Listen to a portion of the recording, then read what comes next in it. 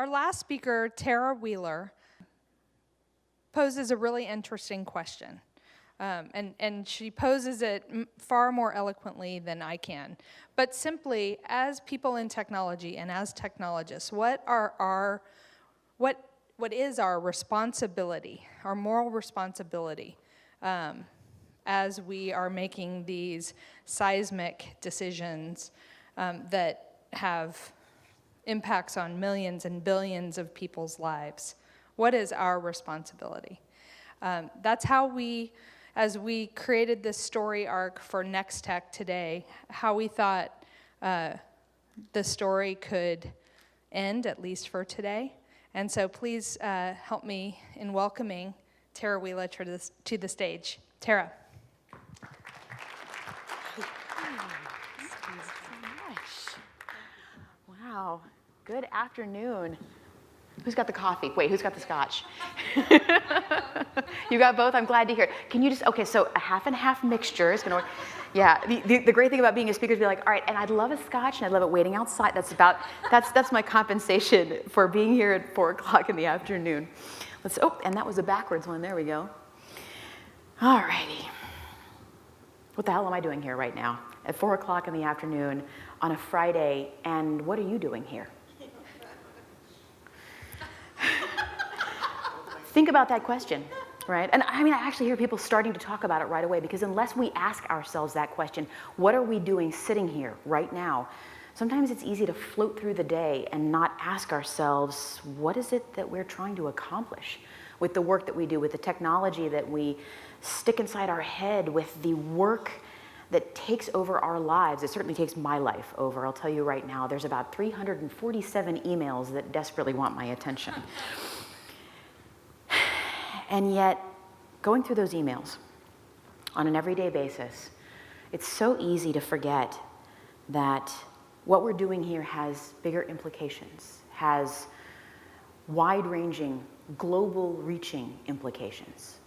And the answer to why I'm standing here right now at 4 o'clock in the afternoon, well, 4:52 in the afternoon, is because those emails are a little bit of what I do.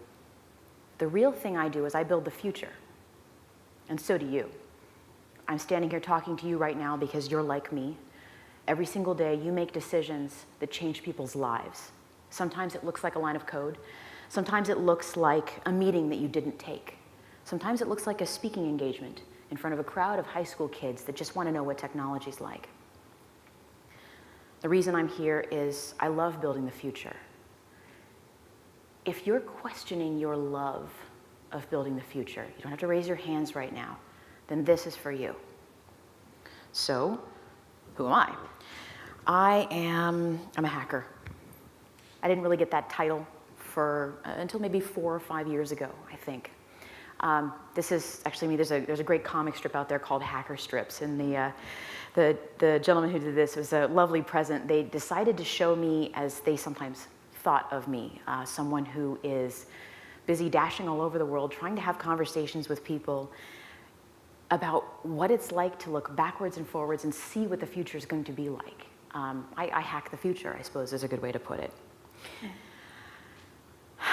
I started in technology when I was very young. I was 16 years old when I started building computers. Nobody had really told me at that point that girls weren't supposed to program. But I do remember hearing a family member tell me that it wasn't appropriate for me to be the one building motherboards and building, they were just PCs back in the day. When I was 16, I was building x86s, right? They were like jigsaw puzzles to me. I loved technology. I loved the beauty of it. But mostly what I thought of it was this solving puzzles.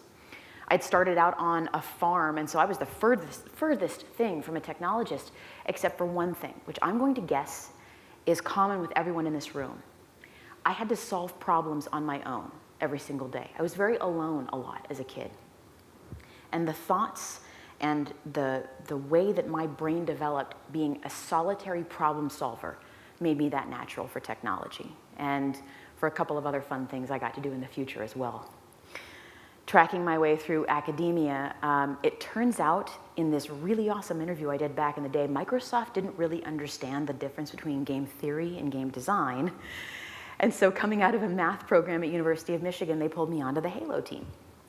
I will tell you right now that I was single at the time, and when I went to the bar one night as I'd first gotten hired on as a developer for the Halo team, I was there with a couple of my friends. You know, one woman's a veterinarian, one's an attorney, one's a doctor. We'd sit there and the guys would come on over and say, hey, what's going on? What do you ladies do?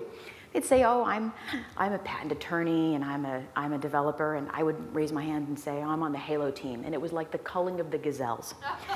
So they'd be knocking the other way awesomer ladies out of the way and be like, what is that even like? I mean, they forgot to ask my number. They wanted to ask for a reference. So I spent my time in Nerdland, you know, getting a chance really to be with the people that cared about the things that I cared about. And it wasn't just solving problems and creating games and thinking about the way that the world works. It was that I got a chance to be someone who changed a world, not the world, but a world on an everyday basis. I didn't get a chance to read as much as I wanted to, but I'd spent a lot of time in academia really trying to focus on the problems the world experienced in terms of economics, right? I was a political economist coming out of math and into game theory and design. And I found myself more and more realizing that there were topics that technology didn't address, including something you folks just heard about from George, how do I follow that? How do I follow that? I mean, every message that George just gave you, I wish just take it to your heart, but assume that those problems exist everywhere, that the things that we don't see in technology are the things that come back and bite us, which is why I ended up writing a book called Women in Tech, to talk about how women fit in technology, not how we don't, but how we do. And it mattered to me so much because no one had written this book for me. I didn't have good advice on how to get into technology. I didn't have the kinds of skills I needed, and I ended up developing them all myself really, really rapidly.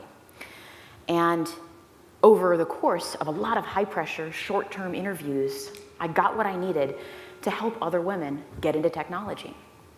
And I continued along this path of asking myself why we in technology don't see everything we need to see to solve the problems that help us build the future. I like to cook. I think of cooking as hacking as well, especially if you start with the leftovers from the night before, and that's a constraint, right? And then use like a spinner or two. Once I wrote this Python script so that it would just pop up random ingredients for me on my Android phone. Now I use an iPhone because I have a life. I still write Python, but come on, you know, nobody's got time for all the over-the-air updates. I love to cook because I think of it as hacking. I think everything we do is taking a little piece of yesterday and turning it into what we're going to experience today and the consequences for tomorrow. These are the things that make a technologist. These are the things that make me, me, and why I'm standing here right now. And I think they're probably some of the same things that make you. I cook, I hack, I dance. What are some of the things that you love to do? The craziest hobby that I've ever heard anyone describe when I've asked this question before was someone who did nude flamenco. And I thought to myself, that's jiggly, but feasible. And so I'd love to know, who's got a great hobby in here? Just throw it out to me if you want, you know, pogo bowling, stuff like that. Any ideas? Who does something fun? I like tango. Rock climbing. I love rock climbing. It's also good because, you know, coordination and strength. Who else does something fun? All right, he's going to win. All right, come on. Top skydiving, somebody. On altitude, if nothing else. Yes? Astronomy. Wow. Yeah. Wow. What else? Yeah. Glow stick dance party with my kids.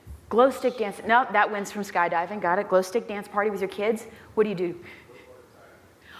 There we go. Whitewater kayaking.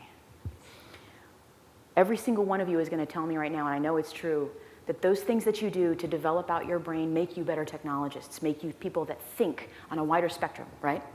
It's true. I just drink a lot of tea at this point to try to stay awake, but also it's because I find beauty in ritual. We all do, right? We all find beauty in the sameness of every day while expanding out the solutions for tomorrow. So, if we're the ones creating the solutions for tomorrow, what does it mean for us to take full responsibility for the things that we do on an everyday basis that affect millions, billions of other people? because everyone in this room knows what financial technology, what technology as a whole means to people everywhere around the world.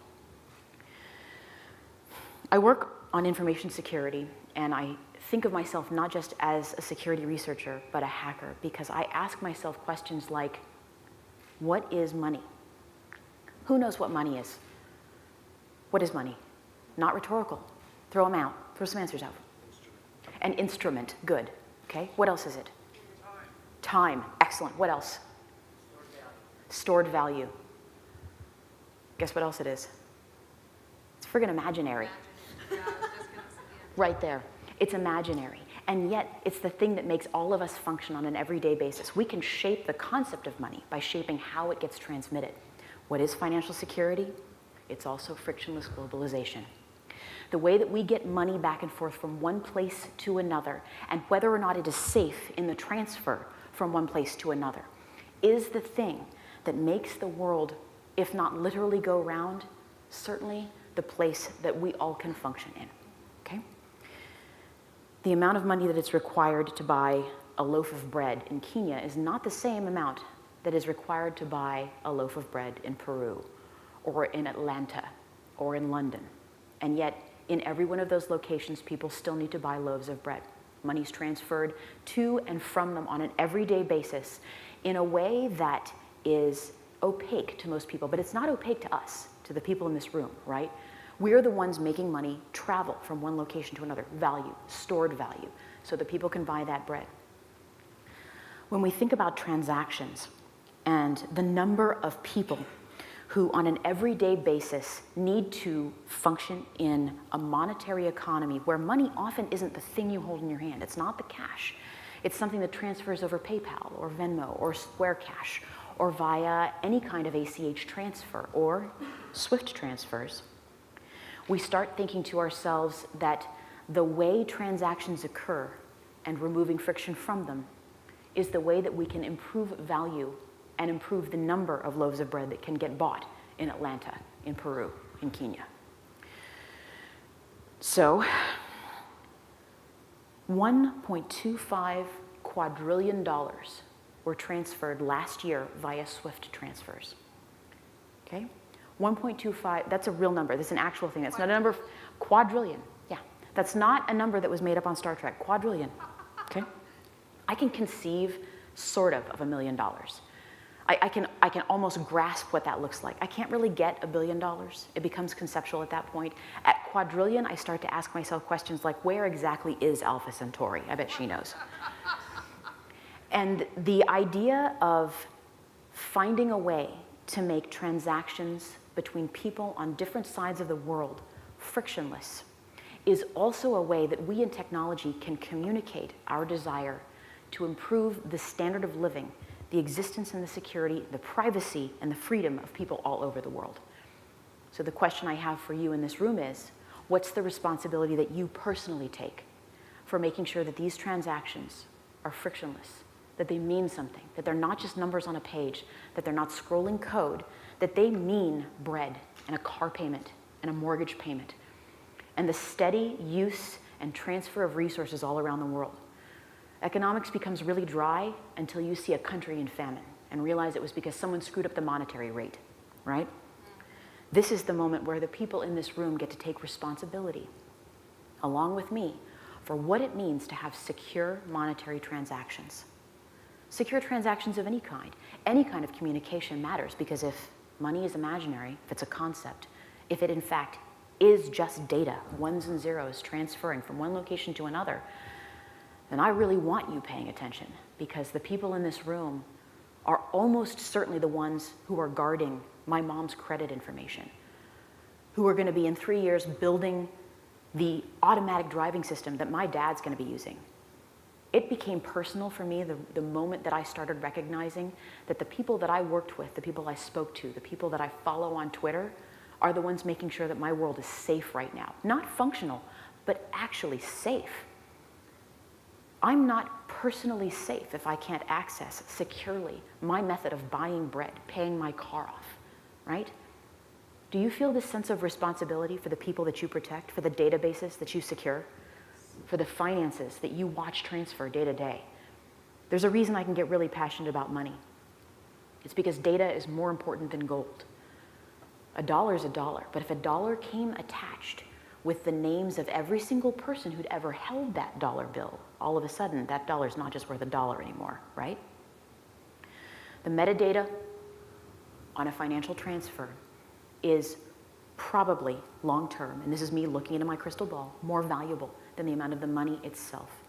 It tells us the pattern and track of financial transactions all over the world. And when you can predict how people will spend their money to the point that you have it down to the fine data science that I know some of you people in this room are working on right now, what you have is a scary tool at your disposal and a profound responsibility to use it the right way.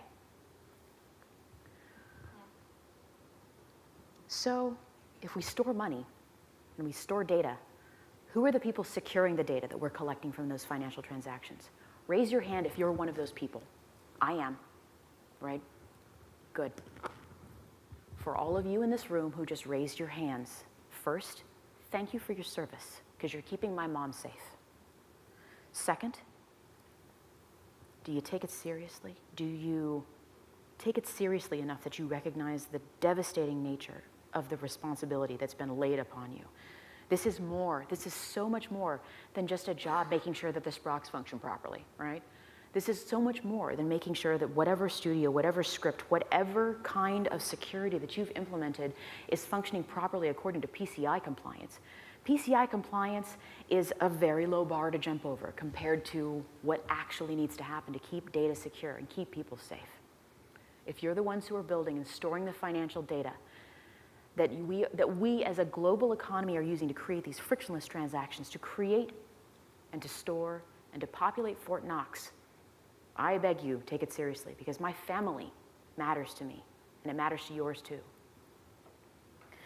One of the reasons I'm standing here, and probably the greatest reason I'm standing here, is because I have so much fun here. Everyone in this room is from Capital One, correct? Right? Almost everyone is from Capital One in this room. I have an awesome time when I come down here.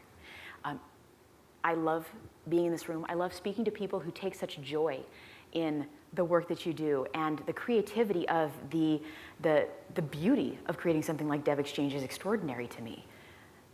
That just means more communication. Always want to see more of that.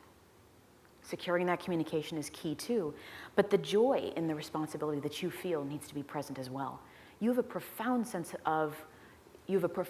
duty that's been laid upon you, and if you take it up willingly and joyfully, it's something that changes the rest of your existence. It changes the way that you think about what you do. At Symantec, where I'm the website security czar, I am personally responsible, along with the personal responsibility of the other people in that part of Symantec, for 16 billion user sessions a day. That's a lot of people that I try to keep safe on an everyday basis. And I feel that weight when I walk in the door and I walk out again. That doesn't mean I don't enjoy my latte. It doesn't mean I don't enjoy petting my cats and having a drink when I come home from work. I have adorable cats, two little black cats. I call them my spooky floofs. They're so cute. Yeah, cat lady, nerd. And I feel that weight. Did what I just say to you help you feel that weight, as well as being more willing to shoulder it on an everyday basis? Thank you. I'm glad to hear that. We create, we develop, we innovate in this room and in technology. We can't not. Because we can't not create, because we are artists as well as technologists. We're the ones deciding where this world goes. And if we can't not create, if we can't not innovate, then we need to feel that responsibility. So the answer? We are the ones building the future, right? I certainly hope so. I can trust you. I'll take up my share of that trust. But we're the ones building the future in this room. And I hope that you, along with me, not only feel that, but feel the joy in that, and the responsibility, and the love, and the creativity in that as well. I'll be around if we want to talk a little bit later on too. Mostly I think we all want a chance to take the rest of this day and just digest a little bit, from technology to responsibility to diversity to the amazing work that's been done by the people that have put this conference on today. You can find me here. Please do have a conversation with me at any time you like. I want to answer your questions. I want to hear from you.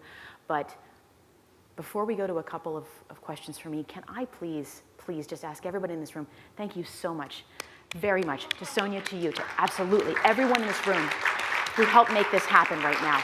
Thank you so very much. Thank you, Amy, Tarah. absolutely. Love to answer questions. Wow. It's called NEXTECH. And, you know, we are building the future. We are. Any questions? We can certainly take it to the bar for coffee and scotch or tequila and limes, whatever your penchant is. I think that's the second time I said that today, which is strange because I haven't said it in the last 10 years. Questions for Tarah?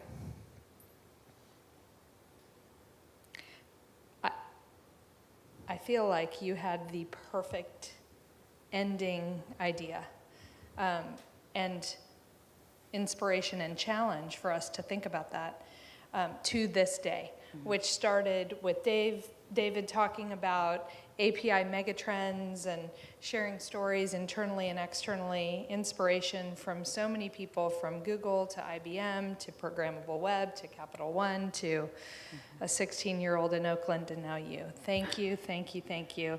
Thank everybody who was here today, who will digest this content virtually and over video in little bites and big bites for months to come. We will be reminding people in our organization of these stories, and I am sure people here will want to reach out and talk with you. I would love that. I certainly will. Right. Thank you, guys. All Thank you so right, much. head to the bar and the band.